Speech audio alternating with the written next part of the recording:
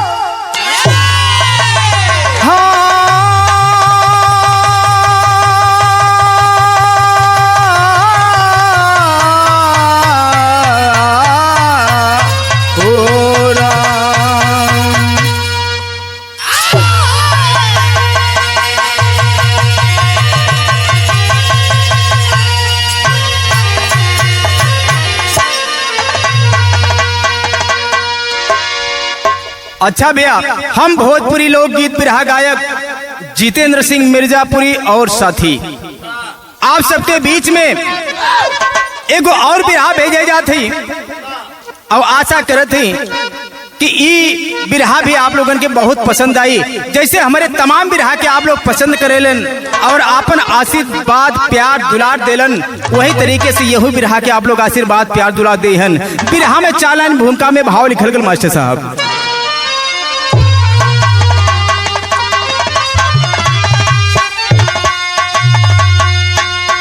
बड़ा अरमान लेके बड़ा पाथर पानी पूछ के इंसान एक औलाद के जन्मावेला, एक औलाद खातिर का करेला, वह बात लिखल गई, लेकिन वही औलाद का करेलन बाद में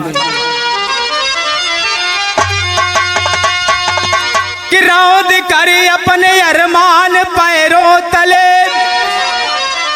सुध के खुशियों की बगिया सजाता पिता है, भूखे रह कर भी कहता किसी से नहीं,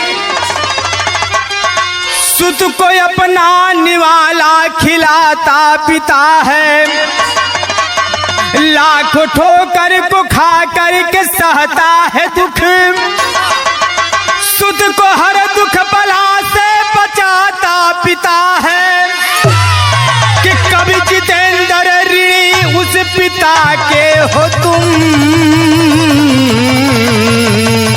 सुत के खातिर जो जीवन गंवाता पिता है।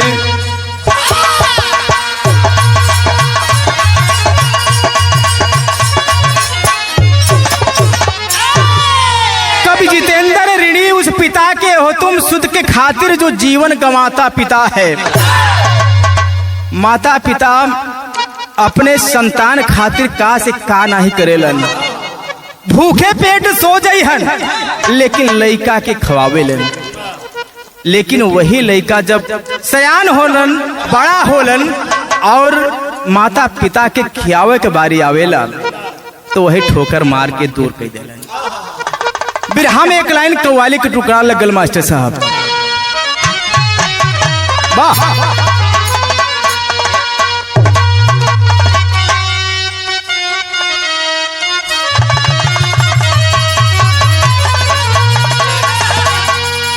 वो है कव्वाली का टुकड़ा है कि जिंदगी हो कैसन,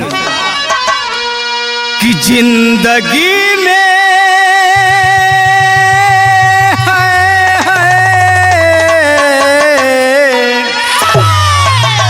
कि जिंदगी में हजारों का मेला जुड़ा, हाँ क्या बात है,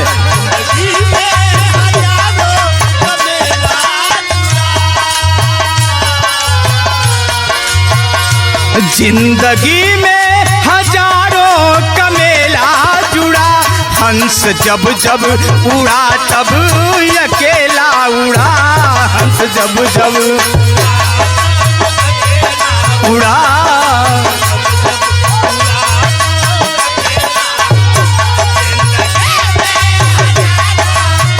क्या बात है वाह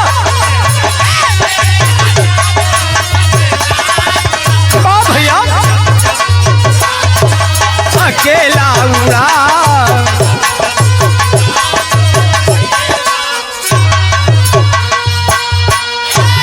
इत कव्वाली के टुकड़ा रहे, लेकिन बिरहा में बड़ी सुंदर भाव लिखल गल कि प्यारे पत्थर पे भी,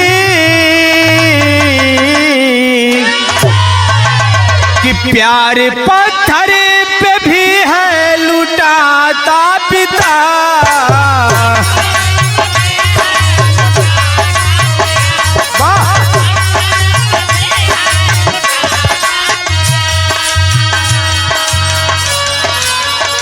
प्यारे पत्थर पे भी है लुटाता पिता, आंसुओं से है घर को सजाता पिता, आंसुओं से है घर को सजाता।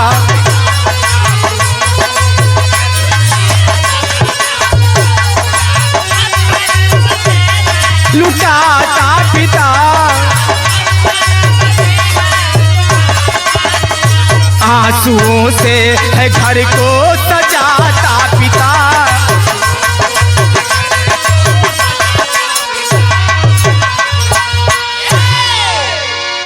यही से हमरे बिरहा का शुरुआत भाई नजम कलाई लगल लाल, कहानी कहवा के बाप।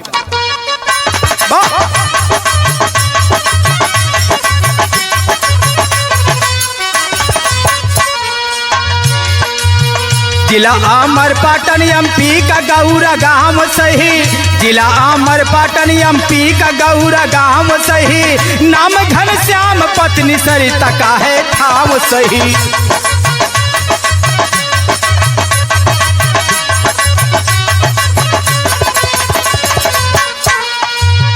गरीबी में दोनों बेटों को पढ़ाते हैं, गरीबी में दोनों बेटों को पढ़ाते हैं, काम करने सीमेंट फैक्ट्री में जाते हैं।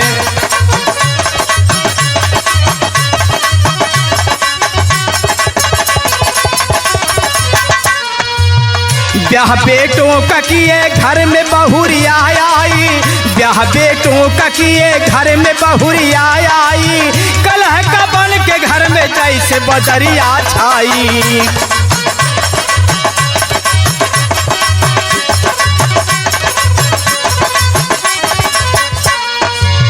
बना कुरुक्षेत्र महाभारत रोज होता है,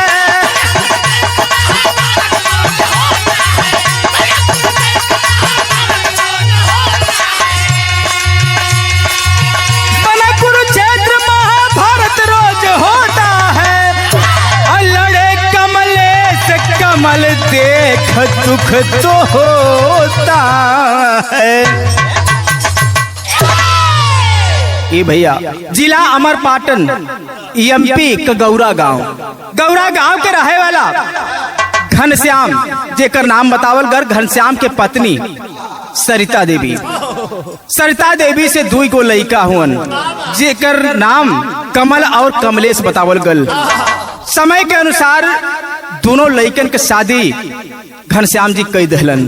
घर में पतो आ गईलिन। अब घर में पतो आ गई, कुछ दिन तो ठीक ठाक बीतल, और धीरे धीरे जब समय बीते लागल तो दोनों भाई में दोनों पत्नी के मतलब बहुवन की वजह से ते काम करेले तो हम ना करीले, तो हम करीला तो तू ना करेले, मतलब तू मैं के बात शुरू हो गल। जब दोनों पतोहुअन में लड़ाई शुरू हो गल तो रतिया के जब दोनों लड़का कमल और कमलेश आवो तो दोनों अपने अपने पति से बात बतावल करे कि तुहार भाई तो ऐसा कहत रहल, तुम्हारे भाई के मेहरारू तो ऐसा कहत रहल, मतलब यह तरीके से बात कही के और दोनों लड़ाई करें। दोनों भाई में भी लड़ाई होखे लगल। जब दोनों भाई में बातचीत होखे लगल तब भैल का बिरहा में तर्ज लग गल।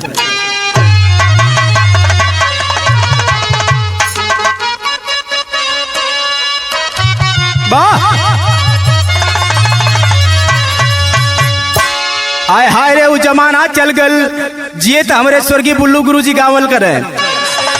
तो कहे गोरी तोरी मुस्की जा वनिया हो आर बलिया हिलावे।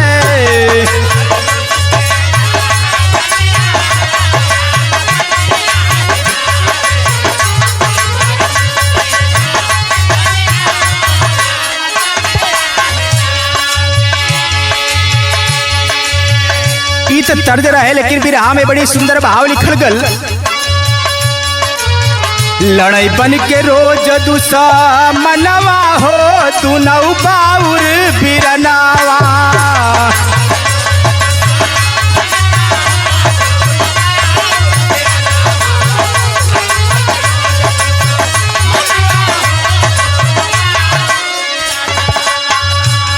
अपने अपने मेहरारू का बात सुन के अपने अपने मेहरारू के कहला पर दोनों भाई कमल और कमलेश आपस में लड़े लगलन है। क्यों घर कभी बड़ा सुरक्षित रहे, बड़ा शांति रहे, वही घरे में महाभारत रोज होखे लगल सुबह शाम। घर के शांति छीन गई तो भइल का मेहर के प्यार में उ गइल भुलाई।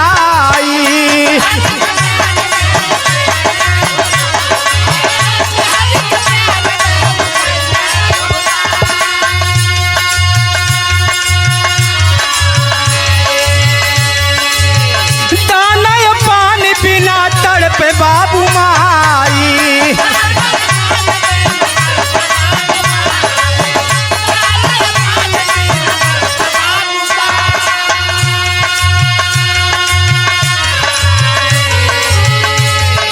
लालच में भइल बेई मनवा हो तू नौ बाउर बिरनावा।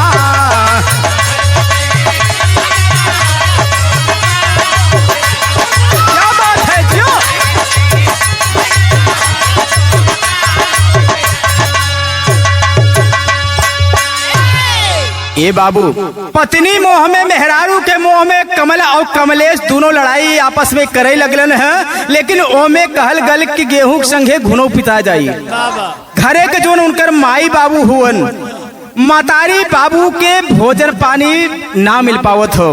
दोनों भाईन के लड़ाई में बेचारे भूखे पेट सोए की पड़त हो। धीरे धीरे भइल का बिरहा में तर्ज बदलल।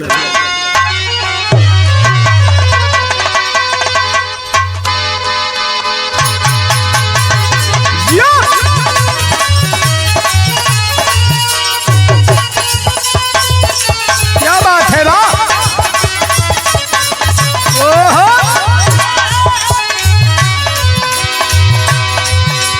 आज के जमाने वाली मेहरारू हो,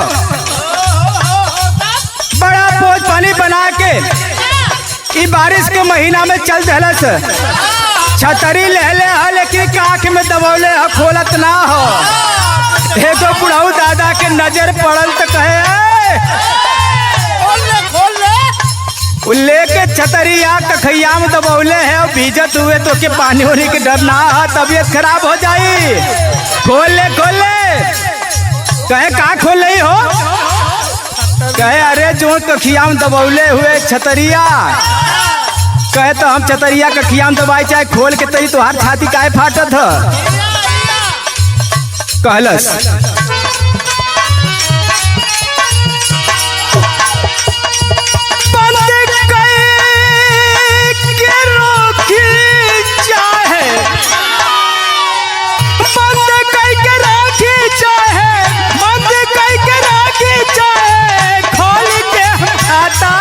कमाता हमरो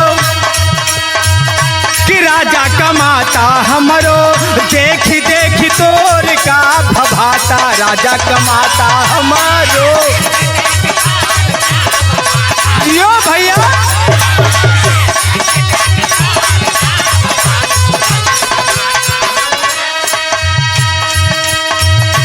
हमारे आदमी कमात हो और हम जैसे चाह वैसे रह तुहार का लेना देना भैया तू का दे तू कहे तो छाती बाटत हो। मेरा रुआ बुढ़ऊ दादा से कहे लेकिन बिरहा में भाव लिखल गए। नौकरी करे घर श्यामा नौकरी करे घर श्यामा फैक्ट्री में जाई करे कमाई देखा करे कमाई देखा दिन बिताई करे कमाई देखा। जियो भैया जियो बा।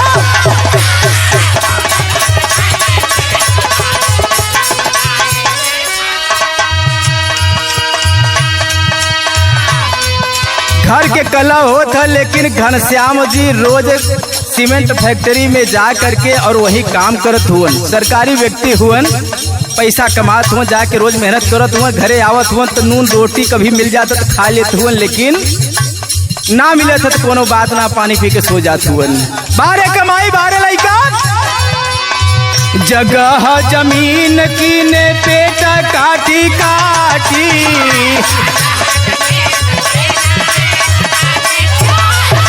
क्या बात है बा?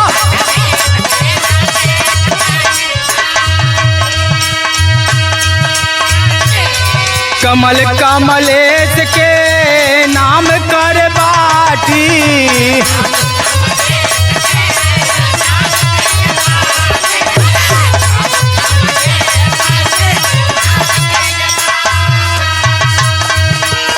घनश्याम जी रुपया कमात हुआ, सीमेंट फैक्ट्री में काम करत हुआ, लेकिन जितना जगह जमीन खरीदत हुवन सोचलन कि हमरे ना रहला के बाद हमरे लइकन के नाम होई ना, मन में कोनो छल कपट ना हा तो वो अपने लइकन के नाम से खरीदत हुवन।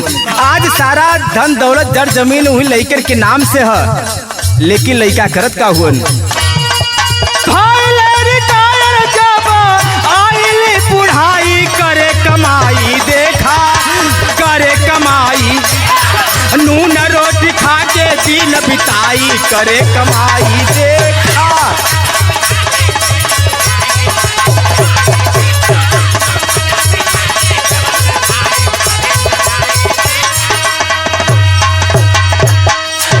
ए बाबू धीरे धीरे बुढ़ौती आकर रिटायर हो गईलन घनश्याम जी। और घनश्याम जी जब रिटायर हो गईलन तो धन दौलत जड़ जमीन तो सब लइकन के नाम किनले हुआ, उनके नाम पास कुछ ना है। रिटायर हो गईलन, घर बैठ गईलन तो उनके पास जिए के सहारा का है? रिटायर भइला के बाद उनके पेंशन मिलेला। अब पेंशन मिलेला जौन वही से अपन जीविका चलावत हुआ। धीरे धीरे जीवन के गाड़ी चलत है, विदेशी आंख में लिखल गए।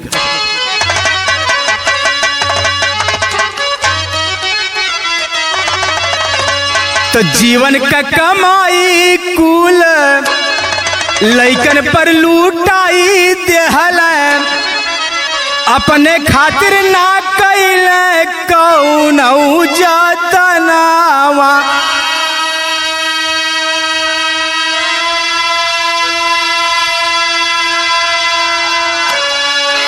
जगह जमीना पाई घरवा दुआरावा हो, और कमल कमले सा बनले भारी बेईमानावा।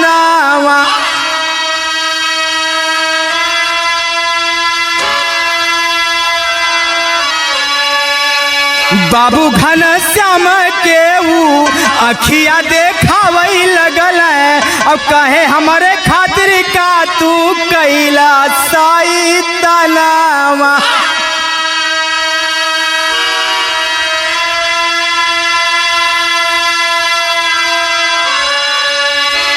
सरिता माई के पापी और रोजे गरिया में हो, करे अपमाना में हर संगे दुश्मनावा।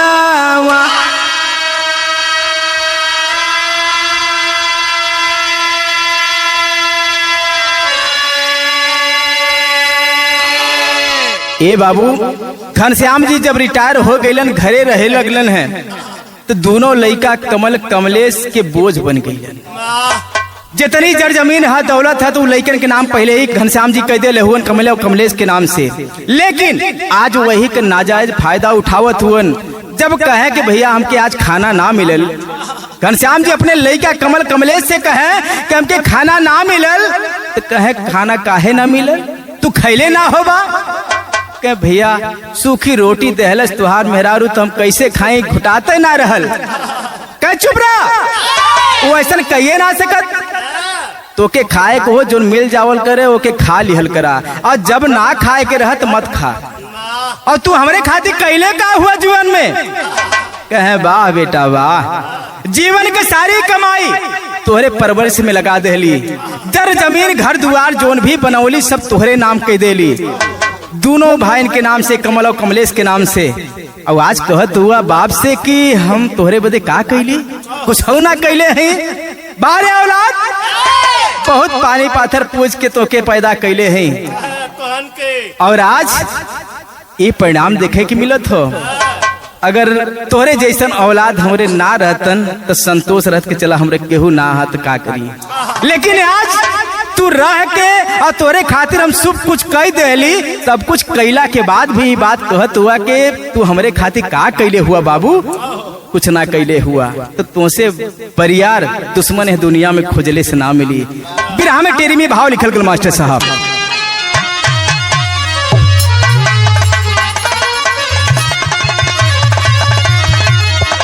घनश्याम जी सोचत हुअन कि सहाय ना जिल्लत के जिंदगी, अरे सहाय ना जिल्लत के हो, सहाय ना जिल्लत के जिंदगी, अरे कैसे कोई भला औलाद के अब जन्माई।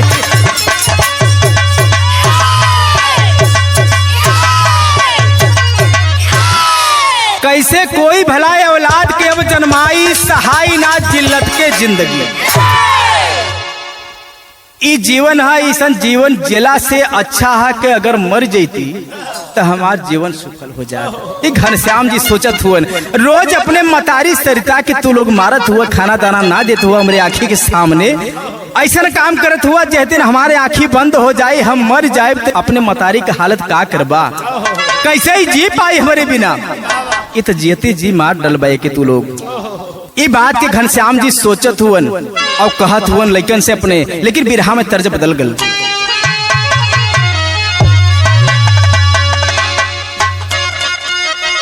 वाह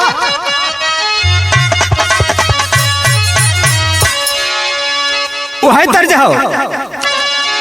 कोनो भाजी बेचे वाली, सब्जी बेचे वाली, तरकारी बेचे वाली गांव में सर पे भौकी रख करके और तमाम सब्जी रख करके निकलल बा बेचे खातिर। और जब बाहर निकलल तो अपने सब्जी का वानगी बतावत है काका हम ले हैं। बतावला सर तो कहे लेला लेला, अरे लेला लेला टमाटर ललका बा। जियो भैया क्या बात है बा।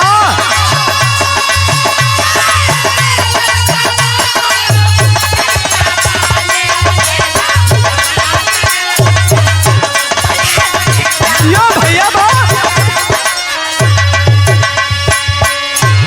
तई है गोल गोल भंटा, अरे है लमका बाल ला लेला टमाटर ललका बा। कोनो लइका मंचलात सुनत रहे बा बड़ी बड़ी आइटम डेले हो तनी हनिया होता और बात तो हर छोड़ा यही। और देखा बिरहा में भाव लिखल गल कि बाबू दुख में, अरे बाबू दुख में जीवनिया बीतावेले,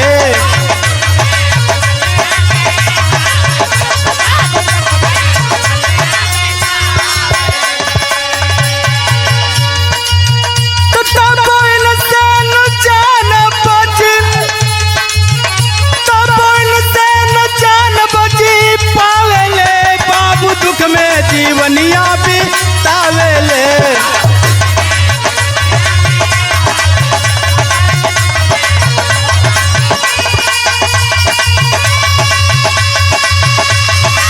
यो भैया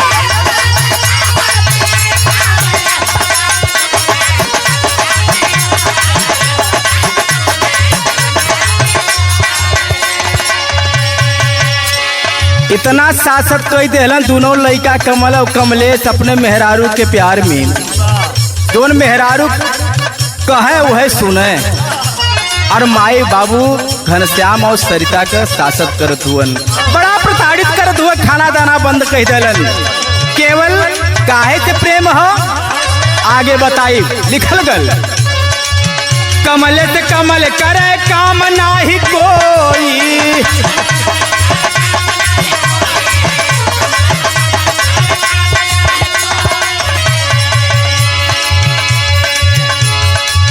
दारू जुआ में सावधान रहे कोई।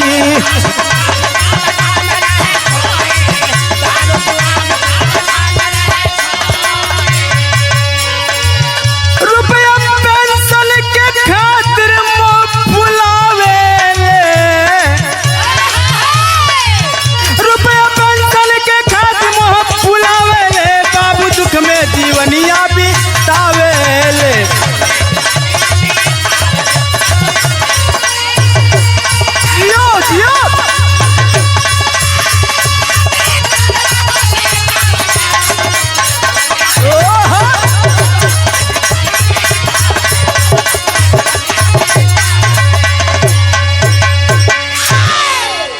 जितना जिंदगी भर मेहनत कई के कमाई कई के घनश्याम जी प्रॉपर्टी बनौले हुवन, घर द्वार जर जमीन लइकन के नाम कई देले हुवन, वही बेच बेच के दोनों लइका कमल और कमलेश दारू और जुआ में उड़ावत हुवन, मौज मस्ती करत हुवन। लेकिन बाबू का इज्जत एक दिन होत हो, जब 1 तारीख आवे महीना के, तो वही जब बाबू घनश्याम जी के पेंशन के रुपया मिले, वही दी जाके दोनों टांग पकड़ के दोनों भाई कमल और कमलेश लटक जाल करे। कहे बाबूजी का खइबा? बारे बेटा आज बड़ा दिन पर महीना भर पर याद आयल तो के कि हमें कुछ चाहिए। बाप तो बाप ही न हुवन। लड़का जब बैठ के आस पड़ोस में पैर पकड़ के आंसू बहावे लगे तो पिघल जाल करे। अब महीना भर के रुपया जो पेंशनवा पौले रहे कुछ रखे अपने पास, नहीं दोनों लड़कों के दे लग रहे। अब पैसा जब पाए जाए तो 1-2 दिन बीते, एकरे बाद फिर रंग रवैया वही हो जाए। तू के हुआ का कैला? हमरे खातिर कुछ ना कैले हुआ। भैल का पापट के लाइन में लिखल गल।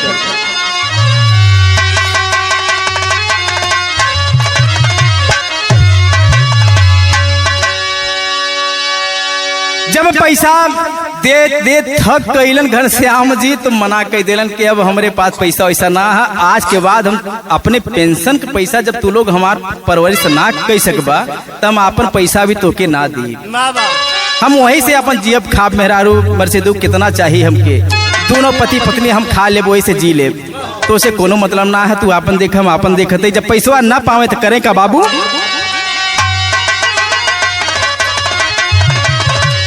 पैसा ना पवला पर प्लान बनाए पापी घटिया हो, तो पैसा ना पवला पर प्लान बनाए पापी घटिया हो, जान से मारल जाई जुट के आए पापी घटिया हो।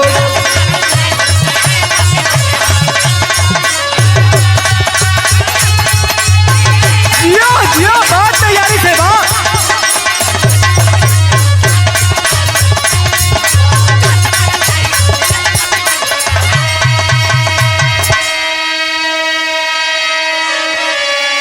घनश्याम जी जब दोनों लड़कन के पैसा देल बंद कर देलन तो दोनों अपने पत्नी के साथ कमल और कमलेश दोनों अपने मेहरारू के संगे मिल के प्लान बनवलन कि बाबूजी अगर पैसा ना देते हो तो इनकर रहल बेकार है, अब इनके खत्म ही कर दा। और जब इनके खत्म कर दे, दिमाग में देखा पैसा के कितनी बड़ी लालच है, दिमाग में यही आल कि बाबूजी के जब मार दे तो उनकर पेंशनवा के रुपया हमें मिले लगे। दिमाग ना है कि जब वो मर जइहन तो पैसवा वहीं से खत्म हो जाए, लेकिन लालच है कि बाबूजी के मार दिहल जाए हमनी दोनों के तो वो पैसवा हमें मिले लगी। यही बात के सोच के प्लान बनौना कमलेश और कमल दोनों भाई मिल के अपने बाबूजी घनश्याम जी के मारे खातिर जान से। भैल का कमल और कमलेश के संग में पत्नी मीनू रीता हो, और हाथ पांव बांधे है पिता की रोती माई सरिता हो। अपने मेहरारू मीनू और रीता, कमलेश के मेहरारू मीनू और कमल के मेहरारू रीता, दोनों पत्नी के साथ मिलके कमल और कमलेश अपने बाबूजी घनश्याम के वही खटिया से लगा के रस्सी से बांध देलन।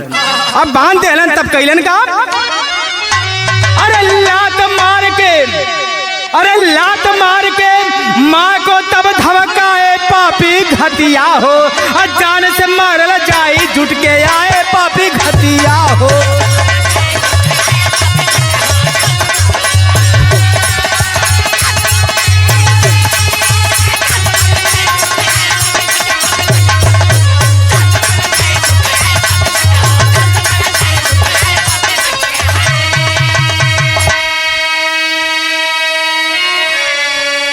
वही जगह पे माई सरिता भी खड़ी है, अपने पति के बांध दहलन जब तो देखा था आँख से अपने।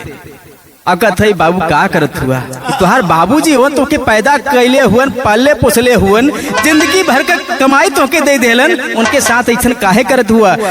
उनके जीते जी हमरे मांग के सिंदूर काहे धोवत हुआ?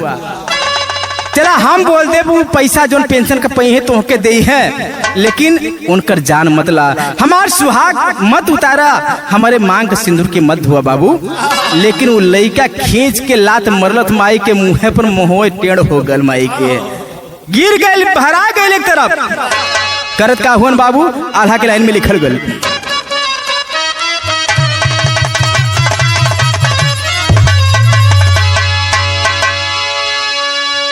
कि छुरा से पापी तब, कि छुरा से पापी तब, अरे आँखी निकाले ये भैया।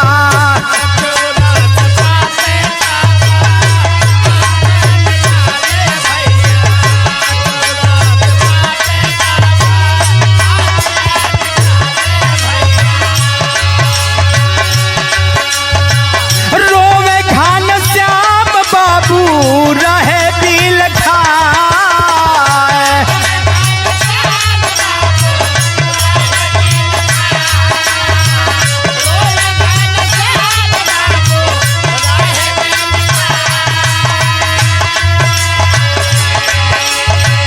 बाएं हाथवा का पापी काटले अंगुरिया भैया।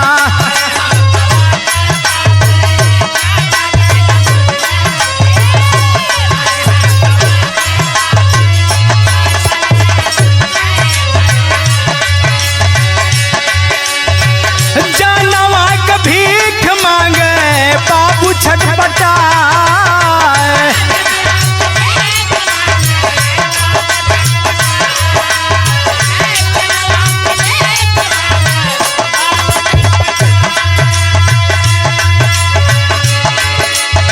लेकिन नाही माने तू नऊ पापी साई तनवा बाबू।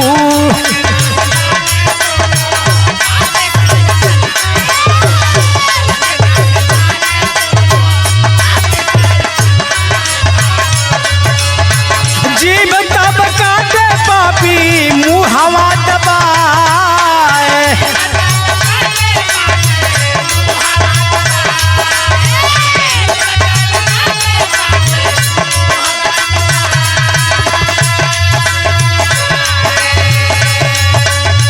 खून से रंगाई गईले सागरो बदनिया भैया।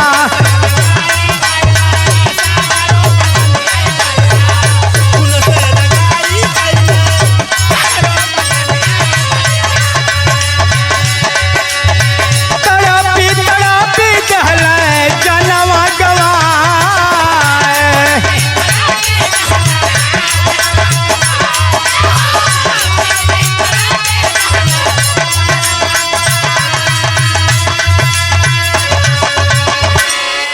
ए बाबू ऐसा कसाई बेटा न कभी दुनिया में सुनले होबा न देखले होबा। कमल कमलेश दोनों पापी अपने पत्नी मीनू और रीता के साथ मिल करके अपने बाबूजी घनश्याम जी के खटिया में बांध के और उनके छुरा ले करके और एगो आंख निकाल लेलन है, ना देखबा ना कुछ बोलबा। बाएं हाथ को 5 उंगली छुरा से काट दहलन है। 5 उंगली कटला के बाद यहू से संतोष दोनों भाई के कमल और कमलेश के नाम मिले। दोनों लइकन के अपने बाबूजी का मुहवा फाड़ करके दबाए के मुहवा जब जिभिया बाहर निकलल वही छुरवा से जिभिया काट के अलगा देहलन बाबू। ना जुबान रही ना बोलबे करबा। ऐसन कसाई कहीं खोजले से ना मिली बाबू। दोनों लड़का अपने बाबूजी का आंख निकाल लेलन, हाथ के उंगली काट करके और जीभा भी काट दहलन। और जीभा के कटते जब खून का फब्बार बहल, मतारी सरिता देखत हो और फफक के रोवत हो कि का करत हुआ बाबू, ऐसा मत करा। लेकिन वो पापी मल्ल ना।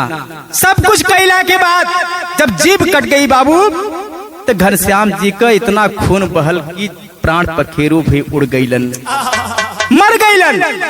माई छाती पीट के सरिता रोवे लगल कि आज हमरे आंखी के सामने खड़ा करके आज हमार जन्मावल हमरे कोखी के लइका कमल कमलेश दोनों मिलके अपने मेहरारू के साथ मिलके और आज हमार सुहाग गुजार देला बेटा, हमके भी आज मार दा, हमहू के यही से समाप्त कर दा, हमारो गर्दन यही छुरवा से काट दा।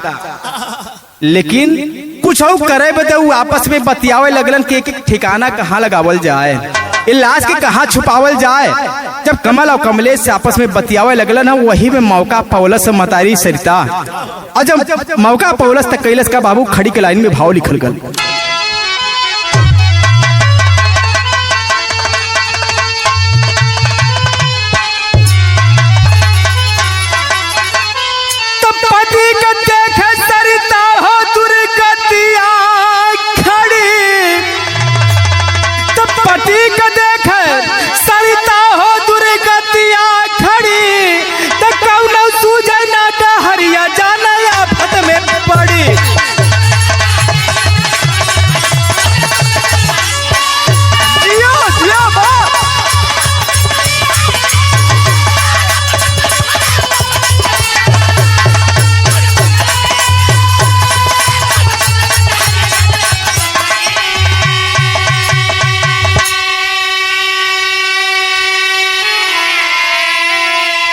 किसी तरह से मौका पाकर भागी है तत्काल, और थानेदार से बतलाई है रोकर सारा हाल। तो मांग उजड़ल बेटा देखत रहली हम खड़ी, तो कौन सूझे ना डहरिया जाना आफत में पड़ी।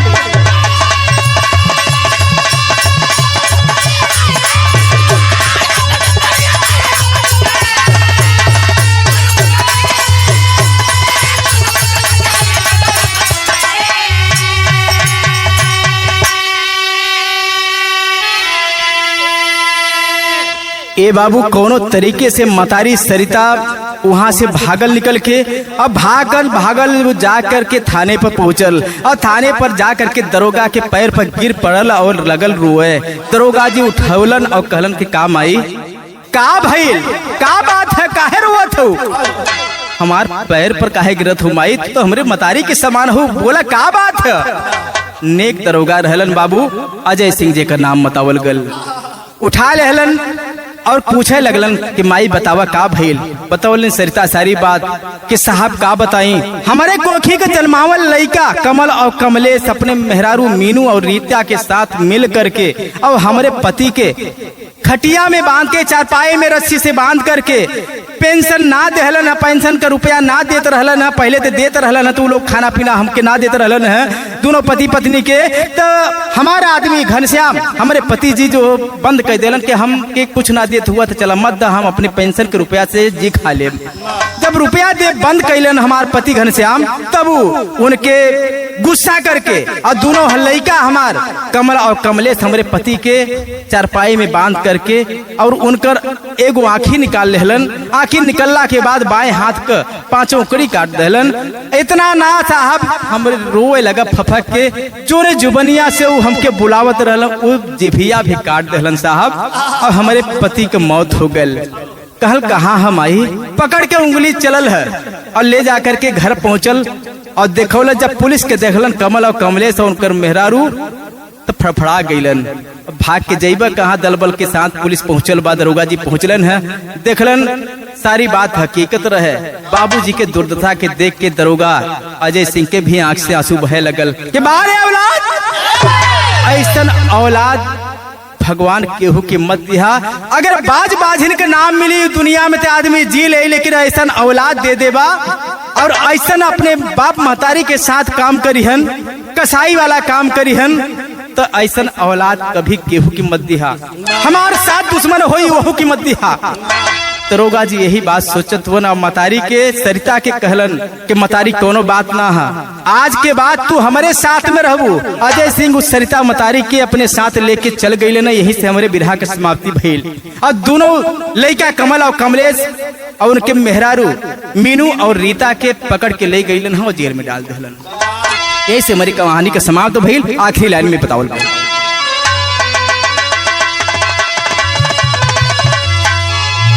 गुरपतु छैबर जी कहे ना जन्मा ना जल्लाद सुखनंदन का सिपुल भल रहना बिना औला।